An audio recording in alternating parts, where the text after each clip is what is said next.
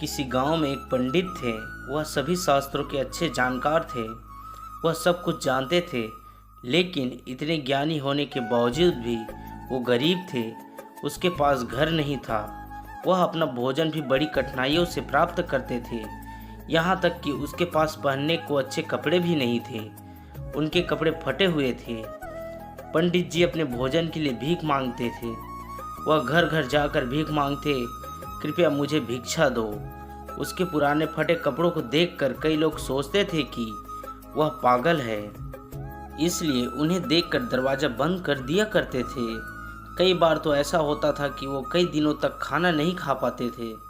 एक दिन उसके फटे पुराने कपड़े देखकर एक व्यक्ति को दया आ गई और उस व्यक्ति ने उन्हें नए कपड़े दिए। उन नए कपड़ों को पहनकर वह पहले की तरह भीख मांगने गए।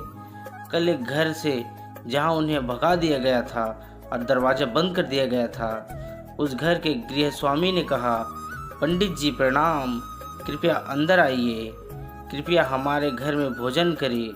इस प्रकार बड़े आदर के साथ वह पंडित को भोजन के लिए अंदर ले गया। पंडित जी खाना खाने बैठ गए।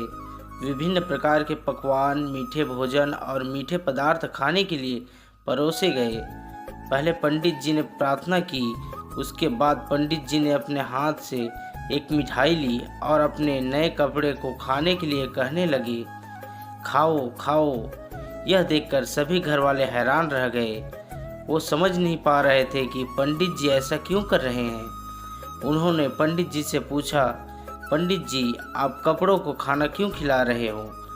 तब पंडित जी ने इस प्रकार उत्तर दिया, वास्तव में इस नए वस्त्र के कारण आपने मुझे आज भोजन दिया है। कल जब मैं आपके घर आया था तब आपने इस घर के दरवाजे मेरे लिए बंद कर दिए थे और आज मेरे कपड़ों की वजह से आपने मुझे भोजन के लिए आमंत्रित किया है।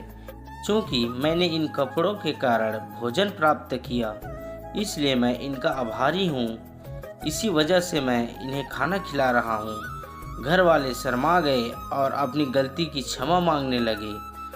कहानी की शिक्षा, कभी भी किसी को उनकी वेशभूषा के हिसाब से नहीं आंकना चाहिए। दोस्तों, और भी ऐसे मज़ेदार वीडियो के लिए हमारे चैनल को लाइक, सब्सक्राइब और शेयर ज़रूर करें।